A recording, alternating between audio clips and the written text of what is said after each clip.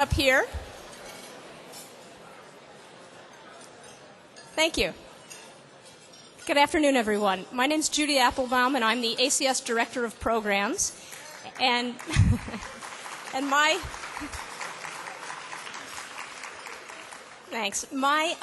task at this moment is to give you a quick overview of what ACS is doing these days to advance a progressive vision of the Constitution, law, and public policy. And I'm going to be very brief because I know you are looking forward to the next panel, as am I, of leading members of the Supreme Court Press Corps.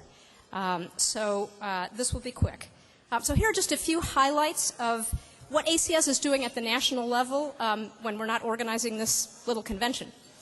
Over the past year, we've hosted a variety of conferences and symposia all across the country. And just to give you an idea of the breadth and the range, here are some of the titles of the conferences just in the past several months.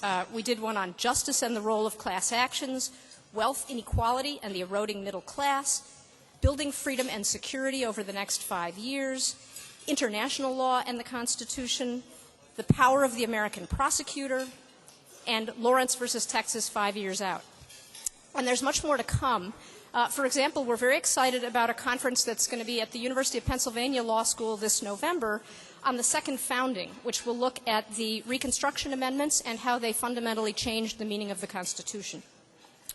We're also regularly holding briefings on Capitol Hill and for the press and elsewhere on a variety of topics, cases before the Supreme Court, legislation pending in Congress, controversies like the CIA's destruction of investigatory tapes, and so on. And we see these events as opportunities to magnify the voices of the best scholars and advocates and to shape the debates on pressing legal and policy topics.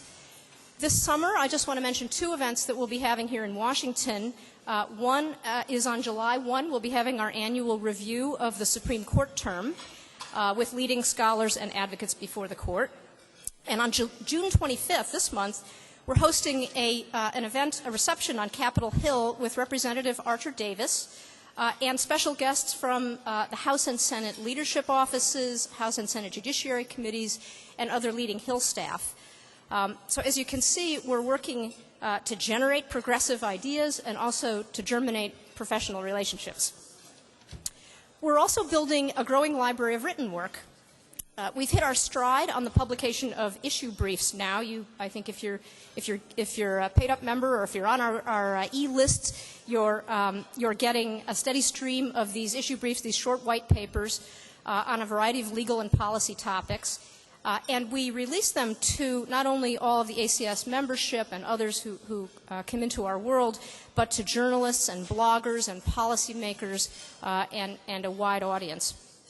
Just this month, so far, we released an issue brief by Professor Jeffrey Stone on government secrecy and transparency, and another by a Jenner and Block associate, Carrie Apfel, on voter ID laws in the wake of the Indiana voter ID case in the Supreme Court this term. And our two semi-annual journals, the Harvard Law and Policy Review, that usually gets applause from the Harvard folks who are somewhere in the room, and Advance, which is the official journal of our issue groups. They've quickly, just in the less than 2 years that they've existed, quickly, I think, become a reliable source of thought-provoking and readable ideas and analysis. In the coming months, we're focusing special attention in two areas. One is the articulation and dissemination of progressive approaches to constitutional interpretation. What are the Constitution's underlying values? How do we interpret the Constitution in a way that is faithful to them? An entire issue of our journal Advance last fall was devoted to that topic, and a very distinguished panel will be shedding light on these issues this afternoon. And we have a great deal more in the days and months ahead on that topic. And since a new administration is now within shouting distance, whatever the election outcome, another major area of focus is recommendations for the next administration. So keep your eyes peeled for the next issue of the Harvard Law and Policy Review this summer, which will feature several articles by prominent figures in the legal and policy worlds offering their ideas for a new administration. And additional papers and events on that theme will follow later in the year. So I am going to end with a short pitch, which is this. If you think that this work is valuable, and we hope that you do, I want to encourage you to become an active participant with us. Anyone can write an ACS issue brief. Anyone can offer to write a guest blog on the ACS blog. Anyone can sign up for an issue group and share your ideas through the issue group listservs. There's a sign-up table for that right outside in the registration area. So I hope that you will leave this convention committed to getting directly involved. The strength of ACS, after all, depends entirely on what all of you put into it. So now, I'm delighted to turn to our next panel discussion covering the court. Tom Goldstein, back by popular demand after moderating this discussion at the last couple of conventions.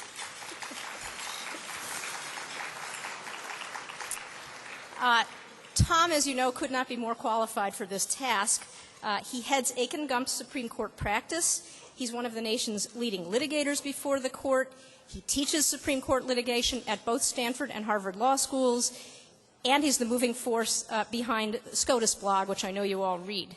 So, Tom, thank you very much for joining us again this year, and please take it away. Thank you all so much. It's always a privilege to be here with you and leading members of the Supreme Court Press Corps to learn more about what's going on at the court and the issues that the justices are deciding and what's going to happen in the future of the court. I want to briefly introduce our panelists in just a second, but I do want to make a couple of brief announcements that I've been asked to pass along to you. The first is to please turn off all cell phones, and the second is that as soon as we're done here, there will be a plenary session, Our Enduring Constitution. So if you all will, to the extent you're able, stay seated, we'll have a quick transition to the next panel. So the panelists for this year's discussion about covering the court are Linda Greenhouse from the New York Times, Bob Barnes from the Washington Post, Dahlia Lithwick of Slate, and Tony Morrow of Legal Times and American Lawyer Media, all of whom are tremendously experienced with the issues relating to the court. And I'd like, Linda, if I could, to start with you. Please don't go.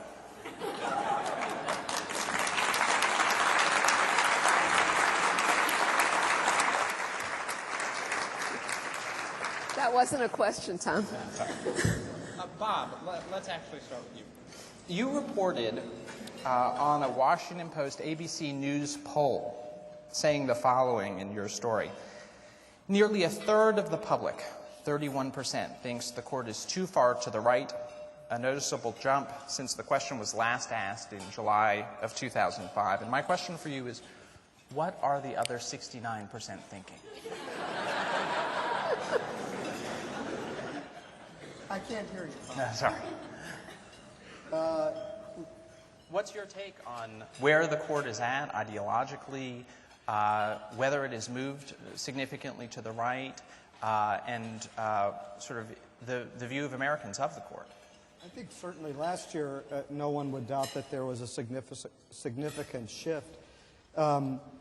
This year, a little bit of a different term for us. Fewer of those 5-4 decisions, although we had an awfully good one on Thursday that I think showed that the deep divisions that are on the court are still at play on big and important issues. But this year, I think you've seen much more movement back and forth, certainly between those wings of the court that we like to write about and the court likes to say don't exist, with Justice Stevens and Justice Breyer joining the more conservative members on these employment discrimination cases this year that were very interesting to us. We saw Justice Alito seem to be moving to the other side. So I think it's a harder one to call this year, at least so far. Well, Linda, picking up on that theme, when we talk about the number of cases that are sort of on strict ideological lines, decided 5-4, going down, just to pick up one example among many that you've cited, you talked about Justice Ginsburg's carefully modulated, almost minimalist dissenting opinion in the Bays case on lethal injection, and there are lots of other examples. What is going on with the left of the court when it comes to these cases where we ordinarily would have expected there to be an ideological war. Well, I guess what, you refer to the left of the court, they never were all that far left, I guess is a starting point. And By the way, they are not applauding that fact. Okay. I think there are a couple of things. I think there has been an effort to sort of tone it down, and the ultimate aim of that may be, pick the fights you can win. Don't just do a lot of public hand-wringing when you lose. I think Bayes was a very odd case. It wasn't, it wasn't the greatest vehicle. I don't know enough inside the court to know whether it was an unfriendly grant by those who just wanted to nail this lethal injection issue, and they figured here's a case that, would be a good vehicle for that, or whether it was a grant by people thinking there was going to be more presented to them to get their teeth into than there turned out to be in that case. But I think by the end of it, it wasn't that surprising that we didn't hear more look at Stevenson Bayes was a really interesting one, where where Justice Stevens uses Bayes as the occasion to renounce the death penalty, but concurs with the majority. So. Well, Dahlia, in a sense, you've suggested that the left on the court is sort of overmatched and giving up and not that competent.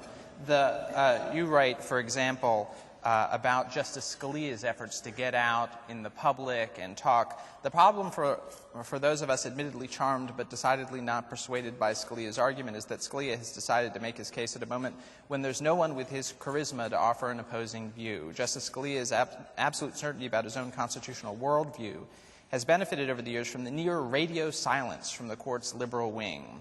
The fuzzy echoes of Brennan's living constitutionalism, the notion that the Constitution evolves with social norms, have become too easy for him to parody. Do you think that the intellectual energy on the court on the left is just left the building? What I think is, and I've been very struck by it this term, is that you have a sense of, it's like watching a very young, very, very energized block of four conservatives on the court playing keep away with the ball. You have this sense that it's almost a machine, the way Roberts and Alito and Scalia at oral arguments are throwing the ball to one another. There's a sense that they're working in concert. They're all playing from the same playbook. There's no analogous sense, I think, from the left of the court. You have this sense that the energy has just shifted. And, of course, the energy has shifted. The conservatives had a heck of a year last year. And they're feeling very, very, the sort of rush of hubris of being young and energized. But my sense is, and I mean this not disrespectfully, that it really does highlight the age of the liberals on the court. It highlights the sense of some sense that our time has passed, and you really do see that at oral argument, and I think that's a little bit of what, when you say overmatched, I think that's a little bit of what I was responding to. It's just that sense that there's a colossal jolt of energy on one side that you just don't see a parallel on the other. Tony, do you have a take on that uplifting message? Well, I would agree. I think part of it is the fact that we've had two conservative justices with books coming out, and it's remarkable how talkative justices become when they have a book to sell. We've had Thomas and Scalia, even though Justice Scalia's book is not about the court, and actually Justice Thomas's book wasn't about the court either. They've had this forum on 60 Minutes and elsewhere. So I think we hear a lot more from the conservative side, plus the fact that the liberals aren't, in many respects, liberals in the sense of Brennan and Marshall. Breyer and Ginsburg are fairly moderate in a lot of ways. And I don't know if they're holding their fire right now or they're just trying to get along with the majority.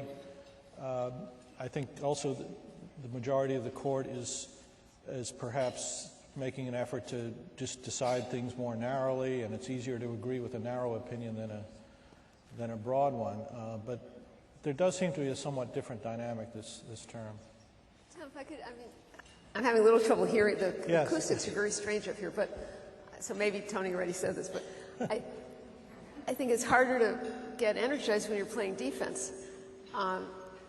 So I think actually, Justice Breyer, Justice Souter, Justice Ginsburg Justice Stevens have a lot of intellectual energy, and I wouldn't want to give the impression that, they're sort of asleep at the switch, but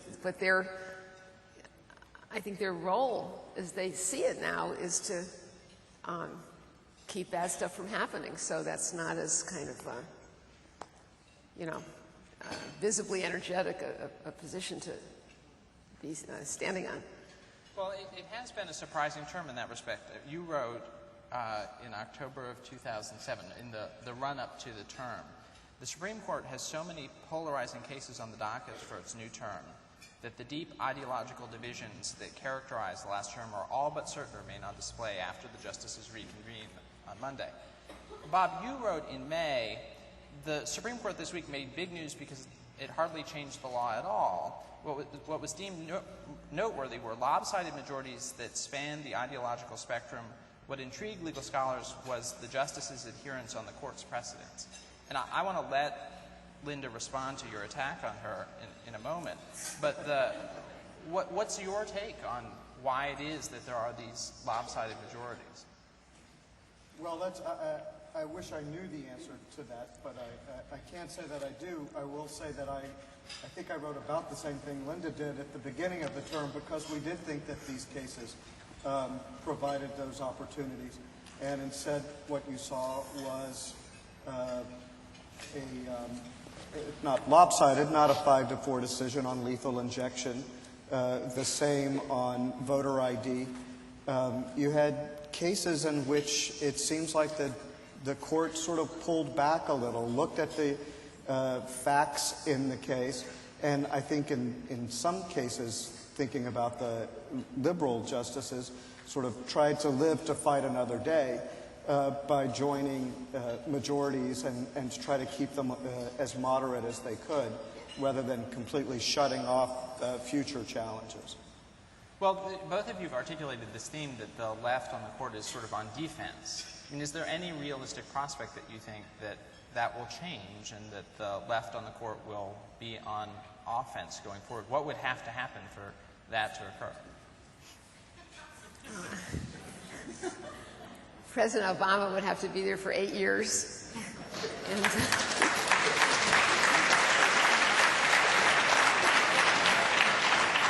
it's not going to happen in his first term, at least I wouldn't expect it. I mean, nobody maybe there's somebody in this room, but last October would have predicted, I think, what has happened this term, which is that the only case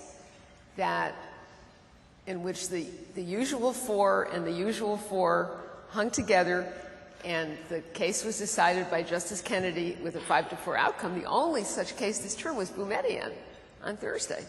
And that's really surprising. I mean, this time last year there were, I think, 15 such cases. Tony? Well, I was going to say, maybe it isn't 8 years of Obama, maybe even 1 year. I think we've seen with Alito that Alito replacing O'Connor, that justices aren't just fungible, they're just a conservative justice replacing a conservative justice. It can be a different conservative or more conservative. Similarly, if, say, Justice Stevens left or Justice Ginsburg left in an early Obama year, the person replacing those justices, whether it's Hillary Clinton or whoever, could be a different kind of liberal or more liberal. And I think the dynamic would change, it could change, and we still might have a closely divided court, but there might be a little more oomph to the liberal side. I think that one of the things that is so exciting about the prospect of an Obama presidency is the idea that progressives are going to get their turn at the mic in terms of talking about judicial theory. And we've had now 2 rounds in quick succession of the sort of C-SPAN home video, hours and hours of hearing what Roberts and Alito deemed to be what we're looking for. I mean, we all watched for hours and hours and days this pretty one-sided discussion about what it is that, you know, the umpire stuff, whatever that was, and the minimalist stuff, whatever that was, and the stare decisis stuff, whatever it was. But it certainly didn't give, I think, progressives an opportunity to shine. And and you all have heard this rap from me before. I think that partly the progressives on the Senate Judiciary Committee opted not to shine in that particular setting. I think that it's going to be a really exciting opportunity, and I think Senator Obama has started, talking about judicial empathy, started talking about, the counter-majoritarian force that the court can be. I mean, he's really started very tentatively, but I think he's done it in the way that a constitutional law professor can do it, and in a way that I think John McCain has shown himself singularly ill-suited to talk about judicial philosophy. I mean, he's recycling, 10-year-old stuff about activism. So it seems to me this is a really good moment for progressives to step up to the mic and say, okay, you probably haven't thought about this a lot since the 60s. But here's what liberals want to see in a jurist. And I think that Obama's starting to frame that conversation. Well, Linda, when Tony says that there's the prospect of Justice Stevens, if he were to retire, and hopefully he never will, but if he, it seems possible, when Justice Stevens retires, being replaced by someone perhaps with a slightly different ideological perspective or potentially more energy, what have you, you said that might be a positive thing. You said he was wrong in a story on April 18th when you described, I think, the argument in the death penalty for the rape of a child case, Kennedy versus Louisiana, where you wrote, when Justice John Paul Stevens intervened in a Supreme Court argument on Wednesday to score a few points off the lawyer who was defending the death penalty for the rape of the child, the courtroom audience saw a master strategist at work, fully in command of the flow of the argument and the smallest details of the case. And I had always been struck by how much juice Justice Stevens has in the building with Justice Kennedy, with more conservative members of the court. And I wonder if that also, inevitably, if Barack Obama were to be elected and Justice Stevens were to retire, even if he were replaced by someone who is younger, which seems likely, admittedly, but nonetheless, that would be a very significant loss just because of his extraordinary skill as a justice.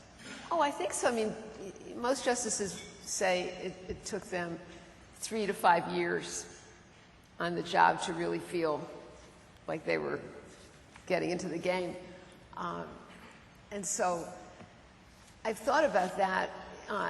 It's a very attractive notion to bring people onto the court who don't share the exact same resume that all 9 of them currently share, which is their immediate last job was as a federal court of appeals judge.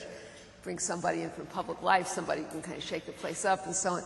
And how effective that would be in the short run, I think, is open to question, because you've got to learn how to kind of play in that very special sandbox. And that's what certainly, I mean, Justice Brennan, in his day, I think, was able to extend his influence on the court beyond what seemed logically possible because he was so good at the game. And I think Boumediene is completely John Paul Stevens' handiwork. I mean, don't forget the motion to reconsider.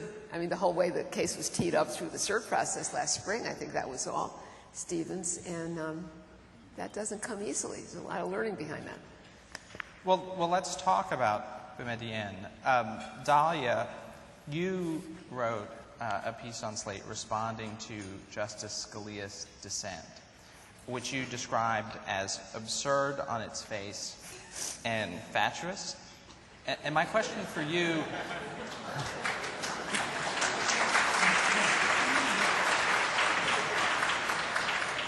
My question for you is, why do you want the terrorists to win?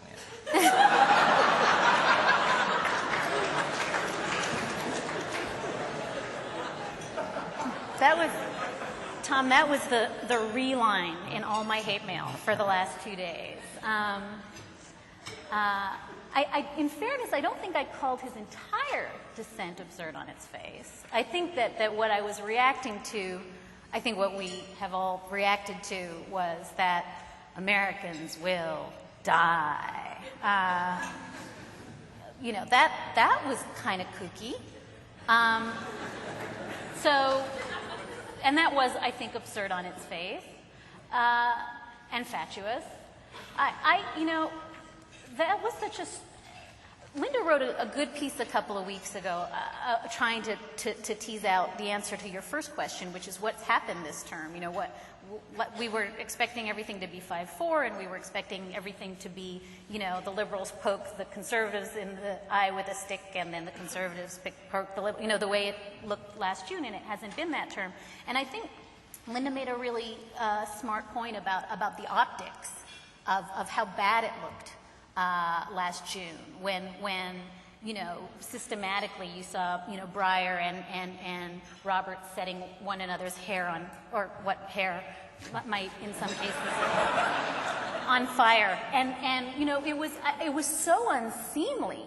It was so unseemly, the tone of some of the June opinions. And I think that the point that they all kind of scared themselves into behaving better this term, I'm not convinced it's because there's an election coming up. I just think they realized that it's very unseemly to whack at each other that way. And so to me, the Scalia dissent, compare it even to the Roberts dissent in Boumediene, the tone of just... I'm crazy angry is so something we haven't seen this term. So I think that's what I was reacting to, was this sort of over-the-top Americans will die, and you, Tony Kennedy, you're responsible. It just struck me as very out of character for what the court has, I think, worked extremely hard to get away from. Well, let's talk then about the detainee litigation and what's happening and where the court goes from here. Tony, you wrote in a story in the wake of the decision that within hours of the decision, Royce Lamberth, the chief judge of the U.S. District Court for the District of Columbia, where the petitions are pending, said, "I expect we'll call in the lawyers from both sides to see what suggestions they have for how we can approach our tasks most efficiently and effectively," and noted that as many as 200 detainees have habeas petitions pending, many of which were being held in anticipation of Boumediene. So what is your sense of the upshot of this decision, and what's your sense of where we go from here? It's still very much up in the air. I think the Justice Department is going to try to parse the decision as much as it can and kind of still go ahead with its procedures or stonewalling or whatever you'd like to call it. But and even if the Justice Department just concedes and says, okay, we lost, and let the hearings proceed, it'll still take a very long time. Some commentators have said that this in fact, isn't all that good for the detainees, because they're still going to be in detention for several years before anything major happens. But so anyway, I guess the short answer is just still a lot of turmoil. Linda? If I could just go back to the earlier, I think there's a possibility of a kind of judicial management train wreck coming out of this. It's really going to take enormous skill to navigate these cases. But setting that aside, just a couple other things to say about Boumediene as what it tells us about the court. I think maybe one way to understand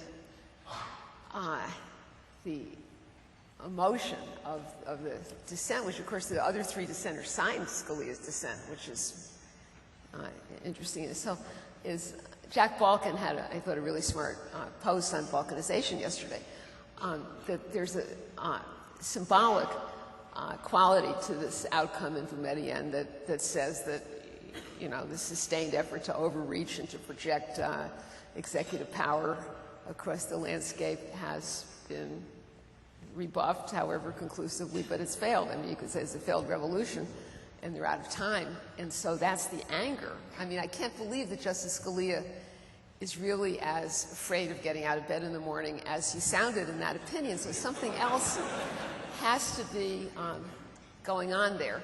And I think it's also worth pondering, and I don't quite have an answer to this, but of course the case that came down on the same day as Boumediene Thursday was Munaf and Omar, the habeas cases about the U.S. citizens held in U.S. military detention in Iraq, which had, you know, split the D.C. Circuit and had seemed to be, you know, quite a contentious matter. And that's decided unanimously in this very modulated opinion by Chief Justice Roberts. You know, that apparently went down like sugar water with everybody. So both against that and against the landscape that we were talking about earlier, the lack of 5-4s and the lack of, you know, hard ideological splits on the court, Boumediene kind of stands out like a weird outlier, and obviously is just carrying a whole lot of court baggage that would be interesting to sort of try to understand and unpack. I thought there was an interesting thing too, and frustration on both sides, but it's easier to sort of be above the fray when you're winning. And so both the majority opinion and Souter's concurrence were very much, I thought, went out of the way to say this is not a triumph of the judiciary, no, not at all. But they, you know, between them a half dozen times mentioned it's been 6 years. We ruled on this 4 years ago. This is taking too long, and we want something to happen. And Tommy, I think Bob Flick said a really interesting distinction between Boumediene. The fight is about the role of the court. I mean, at the nut of it, the real conflict is, you know, on the one hand, you have accusations of judicial overreaching, of substituting judgment for real experts, you know, the sense that the court has waded in on an issue that it has no business deciding. You know, on the other hand, you have this sort of great magisterial, you know, ode to the beauty of habeas. And, you know, so I think that in a weird, very self-conscious way, Boumediene speaks to a meta fight about how the court sees itself. And so I think whereas the court can kind of cobble together agreement on the employment discrimination cases or on other, you know, on issues that are discrete constitutional issues, this is bigger than all that. And it seems to me that it's an outlier for a very good reason. I mean, just to follow up on that, is it really your view that the more conservative members of the court actually don't believe in judicial supremacy on the things that they like, so that they actually really do want to recede more into the background? Is it a principled thing? Is there an answer to that question? I mean, that's the game, right? That's the game. I think still, I remember when Walter Dellinger always used to say that the Rehnquist court was the least deferential Supreme Court in history, and I think in some ways it still is. At least when push comes to shove and they really feel like they've been, you know, left out of the discussion, they want to reassert that, you know, they're the ones who decide things. So. Well, there'll be an interesting test of this on Monday, I think, to see if you all agree with me. Government has a pending cert petition. It's a case called Iqbal, and Mr. Iqbal was one of the thousands of Muslim men swept up in the immediate aftermath of 9/11 and thrown into the Metropolitan Detention Center in New York, where he was, I think, conceitedly severely mistreated and eventually deported. And he's got a Bivens action going against former Attorney General Ashcroft and Mueller, the head of the FBI, and other people. And Second Circuit is allowing this case to proceed, and the government has a really, apocalyptic toned cert petition. And it's not in a, it's interlocutory, it's not in a posture that ordinarily would be particularly attractive or cert-worthy. And it'd just be interesting to me, if the court grants it, I think that's kind of, dog bites man. But if the court denies it, I think it may tell us that they don't, they're not looking for the spotlight on this set of issues right now, and you're just going to let the remand of this case proceed and just let a little bit of time pass. Well, to close out the discussion of the detainee cases and to put on sort of political hats more than Supreme Court reporting hats, I mean, will we look back on this decision as the point at which we turned the corner and this was a door opening to a Democratic president, if one is elected, to close Gitmo, move the detainees into the traditional justice system? Or is this going to be an ongoing saga so that in 4 or 5 or 6 years we'll be starting to get the answer to the question, what rights do the detainees have in court on habeas? I mean, is this the beginning of the end of the Gitmo military tribunal CSRT system? Well, there's not that many people. I mean, there's 270 people. It's a lot of people, but it's not a huge number of people. We've sent home hundreds of them over the last 6 years. So I guess if I had to predict, I see it sort of petering down rather than some kind of satisfying global resolution to it. Anybody else? Well, I don't think it's just a Democratic president that would want to close Gitmo and, try to end what's happened there. It's clear, I think, to everyone that it didn't work out the way it was supposed to, and the question is, how can you do it? Where do you put them? What do you do with them? And I think that's one that, vexes Democrats and Republicans alike. I think if you peel off those who are going to stand trial and you peel off those who they desperately want to send home and nobody will take, you're talking about a very small number of people who I think at some point the sort of some indefinite detention rooted in something. Some court is going to have to make a decision on that small subset of people, and it seemed to me that one of the things that happened on Thursday was Kennedy spiked a lot of those questions back to the federal habeas courts. All right, so let's, before turning to the remaining cases that are outstanding, to some cases potentially for next term, let's finish off decisions that we've already had and sort of close the loop on voter ID. Dahlia, you described this case as Chimera doing battle with a fantasy, oh goody. Can you set the table for the voter ID case? Just that we had two imaginary problems doing battle with bad evidence on both sides. This was not really a dreamy fact scenario. There was no evidence of actual vote fraud. And there was just not great evidence that voters were precluded from voting. So what you had was an oral argument that was just sort of a surreal, watercolor of bad stuff could happen, and other bad stuff could happen, and wouldn't that be bad? And and for reasons that I have yet to fully comprehend, but one time in Washington State in the 1800s it happened, and bang, you got Justice Stevens. So I think, I did not explain that case well at all, did I? Sorry.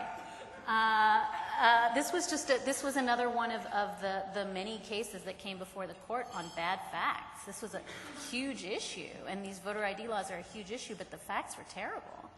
So do we think that the Supreme Court, in rejecting the Indiana challenge and nominally leaving the door open to later suits on better evidence, as they did in Bayes, for example, in the lethal injection context, I mean, are they serious about that?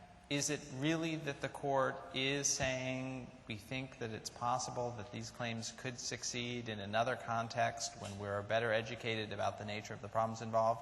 Or is this just sort of a facade to create the impression that the court isn't formally rejecting all of these claims out of hand? Put it another way, do any of these sorts of claims actually stand a snowball's chance in hell?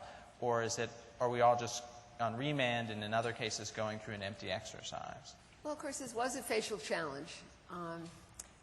And we're going to have an election in these various states that have the voter ID. Is this cut off? I can't. No, that's right. It's right. So, I assume that there's groups out there gathering evidence and making cases, and I assume there will be some number of people that really have major problems voting. I mean, college students, for one. Indiana requiring Indiana ID, and it is a very onerous law. Since by this coming election I will no longer be a journalist, which means I'll be able to participate in the civic life of the country. I have signed up to be trained and to work as an election judge on Election Day, so I'll get to see some of this. It'll be really interesting.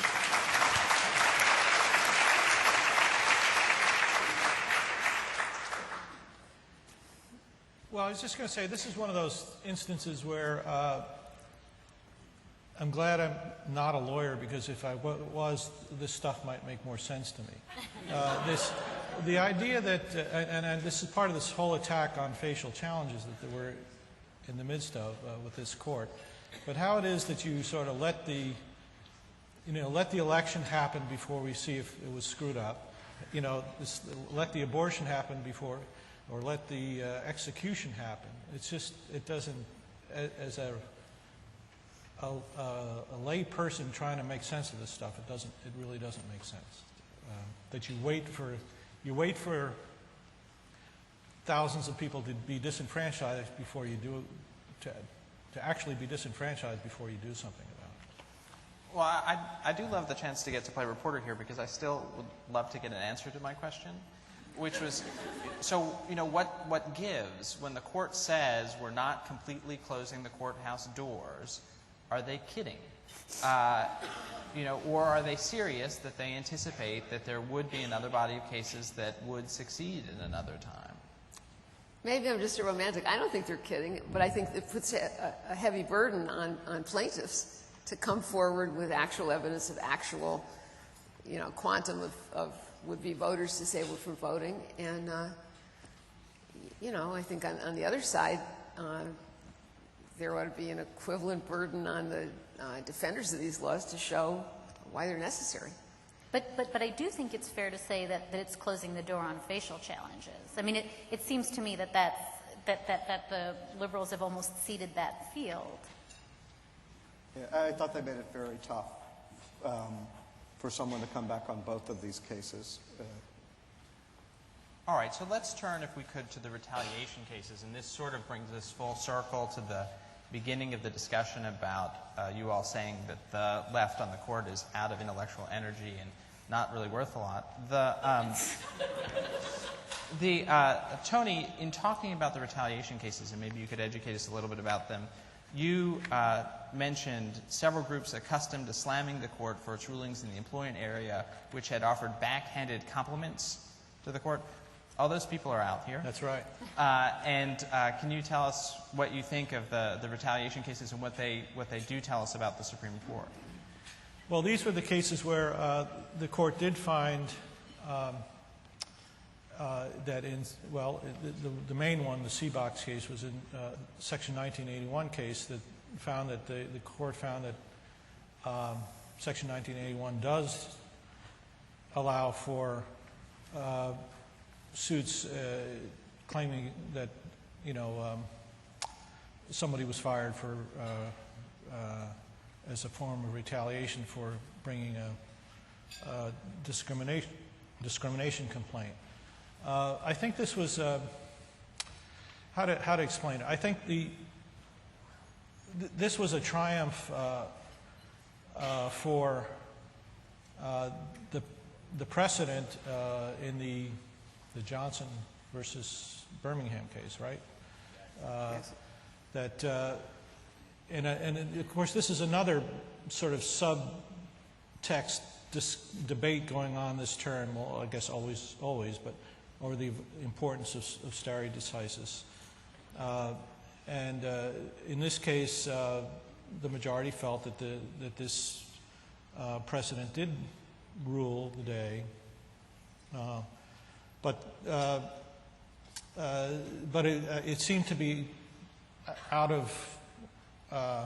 It seemed surprising in light of the decisions of last term, especially the Ledbetter case, which got such an enormous reaction. And some people, I think, even felt like, well, the court was so surprised at the reaction in Ledbetter that they decided to pull back and go the other way on these retaliation cases. I don't think it's, I mean, I hope the court doesn't suddenly change its doctrine because of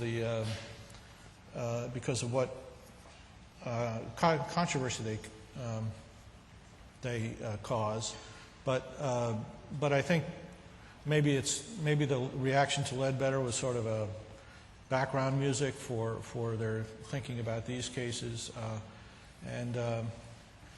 but so I think it was kind of unaccustomed to see this court favoring the employee in discrimination cases, which is why I think some of the compliments that were given to the court were sort of, in spite of all the other awful things the court has done lately, we're happy about this good thing. So. Well, I mean, those are two somewhat inconsistent perspectives on the decisions that I think a lot of people have. So there's the idea that the court chickened out. That after last term's Ledbetter decision, everybody went completely nuts about it, and the court backed away. There is another view that this is actually a principled application of stare decisis. So, Bob, in a piece that you wrote in May, you sort of picked up on the Ledbetter perspective on it. You said that, referring to Robin Conrad of the U.S. Chamber of Commerce, she wondered whether the court was suffering, quote, the sting of the Ledbetter decision. She was referring to the public criticism and congressional action that resulted from last year's 5-4 decision, in which the court's strict reading of federal laws kept Lilly Ledbetter from suing her longtime employer Goodyear Tire and Rubber for pay discrimination. So what's your take? Is it a really principled embracing of stare decisis, including decisions that Justice Alito and the Chief Justice wouldn't adopt in the first instance if given the choice, or is it them sort of with the finger in the political wind? Well, I mean, it's interesting because Alito wrote both of those opinions. And, I think when you read them, they make perfect sense, both of them. I think, people can certainly disagree with them, but I don't think he had some conversion. I think that's the way he saw both of those cases. So, I certainly don't know, what they did or if it had a role. I would imagine they're not terribly pleased with Robin Conrad's quote about that, because it does suggest that they, were playing to public opinion there. But, I don't know how you would say. Right. I guess I don't think that Alito is being contradictory in those two opinions. Maybe others would disagree. Well, I mean, the outcome was a surprise in a sense, right? Lindo, referring back to the October piece at the beginning of this term, there were some cert grants that sort of made you think, gosh, there is an agenda, right? And so can you talk about it from that perspective? Well, something happened with the Seabox case. It was granted in the Tuesday before the first Monday, that bunch of grants off the summer list. It was a very surprising, aggressive grant of cert because there was no conflict in the circuits. And it played into what seemed to be a core part of the Roberts Court agenda, which is cutting off implied private rights of action. And that's what the issue was here. And certainly even in the argument, both Roberts and Scalia were, talking as if the day of implied private rights is long past and why don't you get it? And, you know, we're in charge here and this is over. And yet the opinion comes down. So I don't have an explanation. I mean, I think Bob is right in the sense that there's nothing in the opinion that contradicts it. I mean, Ledbetter was statutory construction of statutory language. This case is an implied private right of action. They're different animals.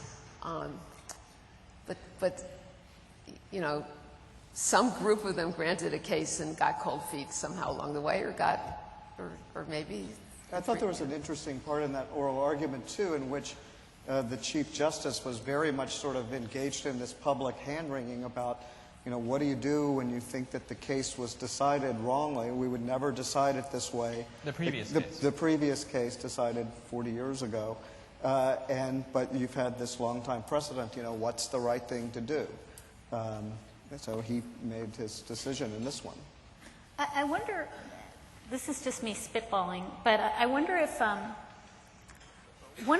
it's always interesting to sort of see the cases that out of nowhere create a huge public furor, you know, whether it was the takings, you know, Kelo, or Ledbetter, where, you know, the opinion comes down and you cover it because you get paid to cover it, and then, you know, 6 months later you're writing your 15th story about it because people can't get enough of it.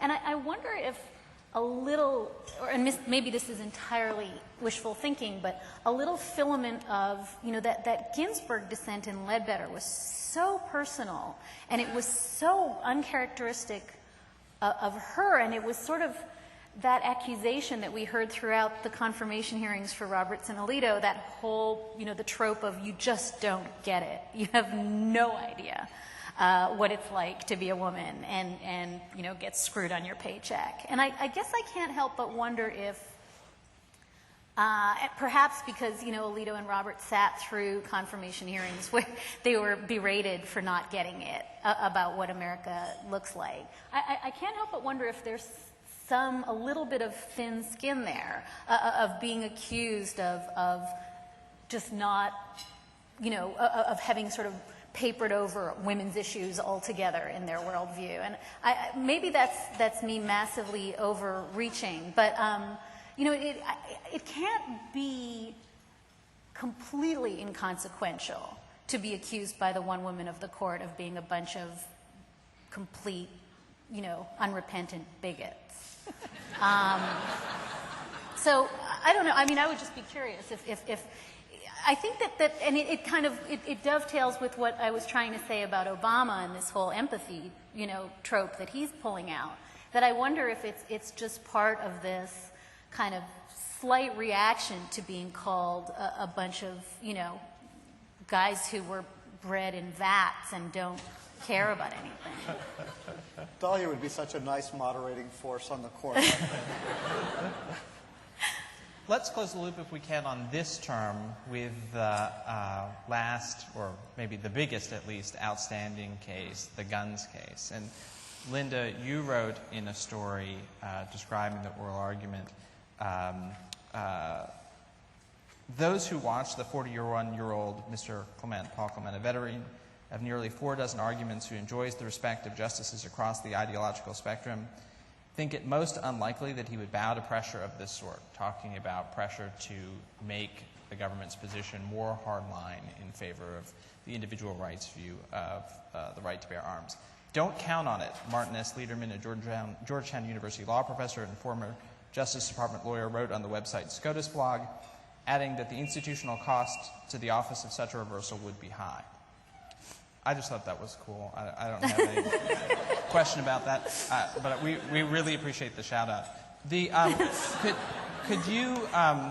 could you set the table of the case for us? Well, people know the Heller case. So D.C. has the strictest gun control law in the country, so the question is there a Second Amendment personal right? And if so, let's assume it's a right that's subject to reasonable regulation, and so is the D.C. law a reasonable regulation? The D.C. Circuit found that the Second Amendment right was so conclusive that there was really nothing to discuss any further. So I would envision some kind of remand assuming there's a majority that buys the Second Amendment individual right argument at the threshold, which I think there rather clearly is, you know, where the rubber meets the road is then what? And what would be the terms of the remand? But I'd be very surprised if the Supreme Court hands down the last word on this matter sometime this month. I think it just is going to be start the next chapter in an ongoing judicial dialogue about the shape of reasonable regulations. Then, of course, once you get beyond D.C., you get into a very fascinating question of incorporating the Second Amendment, which would come up if there's litigation over the Chicago handgun ban, which is quite similar to D.C.'s, and so on. So there's many fascinating aspects of this that aren't necessarily before the court in this particular piece of the litigation. Well, Dahlia, I have the sense coming out of the oral argument that you thought that Justice Kennedy, to the extent that he used the swing vote, was kind of further along and pretty well committed to a very strong individual rights view. You wrote, "But who knew that a case testing the scope of the Second Amendment's right to bear arms would smoke out a secret side of Justice Anthony Kennedy, a side so intensely protective of his right to self-defense that he makes, as I count, 4 separate references to some mythical remote settler who at the time of the framing of the Constitution would have needed a gun to defend himself and his family against hostile Indian tribes and outlaws, wolves, and bears, and grizzlies." Close quote. Who could have known that growing up in the wilds of Sacramento, California, fostered in Kennedy such romantic nostalgia for the good old days of grizzly hunting? What is it that you think will come out of the case? I mean, I agree with Linda. I think it was clear that there were the votes there for the individual rights view, and I think what a little bit of what animated what I wrote, in addition to just the weirdness of the grizzly bear thing, was you know, sometimes Justice Kennedy likes to kind of play his cards close to the vest, and I would say, like, 4 seconds into argument, Kennedy was like, well, there's an individual right to bear. I mean, we kind of knew where he was going. I learned so much from my hate mail, and so keep it coming. And the thing that is just so amazing to me about this case is, you know, the great bulk of my gun-based hate mail is from people who insist that there is, in fact, a Second Amendment right to bear arms. And so it's going to be really interesting when the court agrees with them, because then what are they going to do? So, you know, to me, this case is so weird because it's essentially the court kind of ratifying a notion that the public already believes to be true. So I guess, you know, pragmatically now, this is going to go back, as Linda says, there's going to be a lot of action on the what kind of regulation is reasonable front, and that's where I guess the attention will turn. But I just think as a sort of a cultural moment, I can't think of, at least in my lifetime, sort of an analogous thing where, you know, the headlines are going to read next week, "What you thought was true is true." It's an incredibly weird proposition to me. Well, so there are differences, aren't there, in sort of how much the court could embrace that. Along this theme, you wrote, about the oral argument, Paul Clement has 15 minutes to represent the part of the Bush administration that isn't insane, and he is saved from career-wrecking ideological moderation by the justice's obsessive focus on the part of his case in which he agrees with gun owners. I mean, how much do you think that we will see from the court rhetoric that really holds up the Second Amendment with the First Amendment, for example, and the Fourth Amendment and the 14th Amendment as sort of the core components of individual liberty? Because I take it that the folks who are threatening you by email, that's kind of their take on things. I think that what they're going to be alarmed about, and I think this is what, you know, the Brady folks are hopeful about, is that the court is not going to say, you know, here's your rocket launcher, best of luck to you. I mean, the court was not, you know, and the Chief Justice was very clear. They're not going to, you know, be handing out AK-47s, you know, at 7-Eleven. So I think that, and that's kind of what I mean about the reasonableness. I think that it was very clear, the court, you know, and whether, you know, and I think Clement's position was, you know, the reasonableness standard is not the one that those people who write to me think is reasonable. That's why it's going to get interesting. And I think that, in fact, it could be a useful thing after having had this sort of crazy theoretical debate about whether there's a right to bear arms that is not constrained by anything. It'll be a useful thing to actually now have a national debate about what the scope of that, you know, where is the place to draw the line, because I think for a long, long time the gun rights people have really capitalized on the big, you know, the slippery slope. They're going to take away all your weapons. Well, they can't win that now. Well, but I think that I think what's going to be interesting is how they answer the question on, you know, that there is an individual right and that there can be restrictions, but an outright ban on the most popular weapon for self-defense is not a reasonable restriction. And then where do you go from there? A ban on what kind of weapon then is the right one? Well, I wonder, to close out the session in general, we've been talking about the case that will probably resonate in the public's mind more so than any other from the term. What role, if any, do you think the court, its future, its composition will play in the presidential election? Well, as I suggested in a little piece this morning, certainly on the right, they're trying to use Boumediene and the Scalia language. You know, McCain comes out yesterday and says it's one of the worst decisions in the history of the country.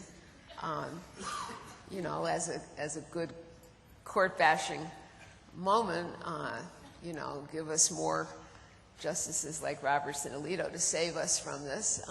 And on the other side of the street, you know, many statements about look how close it was, look how civil liberties, as we are able to cling to them, are hanging by a thread.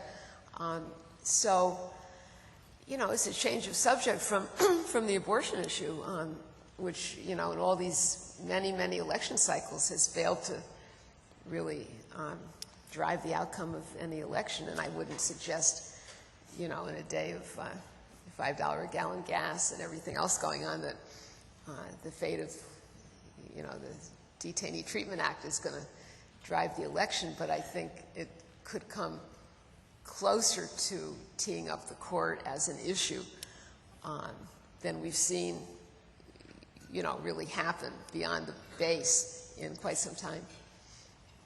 Tony?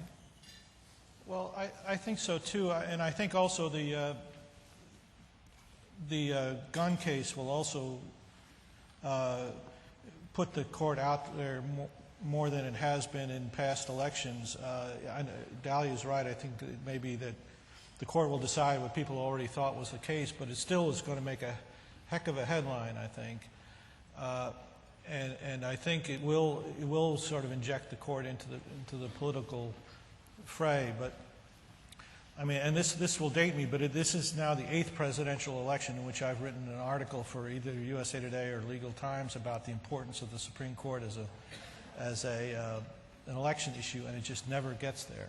And I'm not sure it will this time either. I think the public just, as Linda says, there's a lot of other things going on, but also the public just doesn't see a direct line between who's elected president and what, and you know, an immediate change in the Supreme Court. You know, it's not like you can fire the justices like you can fire the cabinet members. So I just don't. I think it's going to be interesting to see, but I think it's interesting that the timing has been such that we now have these two big cases, Boumediene and the gun case, that are sort of coming out right as the election season gets more, you know, it gels more to see whether the court does become an issue. Yeah, I think it would be an issue if the court somehow rules that there is not an individual right. I think if it goes the other way, it actually deflates that issue quite a bit, and especially if there's language saying that, you know, you can't ban a certain type of gun, I think that deflates that a bit too. You know, and like Tony, I've covered politics a lot longer than I have covered the court, and I've never had anyone say, I'm supporting this person because of their Supreme Court, potential Supreme Court nominees. So that said, I do think that it's in the public consciousness a little bit more than it has been in the past, and I think that you see it more in the coverage and in the questions that are asked sometimes at candidate forums. I think it would be useful for whoever out there has a Nexus password to do a search on McCain and judges and Obama and judges, because my guess is that McCain gets asked about judges a lot more, and he talks about it a lot more. I think that the conservative base is much more aware of this as an issue, much more anxious about it, much more organized on this issue, and it's a reason I think that McCain says more dopey things about judges. So it seems to me that it's not entirely true. I mean, I agree with everything that Tony said, but I don't think it's that nobody thinks the court is an issue. I think that the sort of subsection of people who think the court is an issue may not actually be attending today. I guess my only point is I think what will be really interesting, she says, segueing back to her very first point, will be to see if Obama can do something to make the court an issue for progressives. You know, so I think that the most interesting thing that I heard this week about, you know, Hillary voters, disaffected Hillary voters who are saying they would go for McCain, was the woman who was on NPR on maybe Wednesday, and she was saying, you know, I am a disaffected Hillary voter, I'm going to vote for McCain, and she was asked directly, well, but what about the Supreme Court? And her answer was kind of like, and that, I think, is a problem. So it seems to me that you know, this is, because I agree with Tony, I have also written the like, yeah, the court really matters piece several times, and my dad reads it. But it seems to me that this is a really important issue that the progressive base needs to get crazy excited about right now. All right, before we close the panel, let me just remind you that right after this we have a plenary panel on our enduring Constitution that will be here in the ballroom, and the organizers ask that to the extent possible, please keep your seats, and remind you that CLE credit is available, and you should sign in at the CLE table for that at the back of the ballroom. So please now join me in thanking our panelists.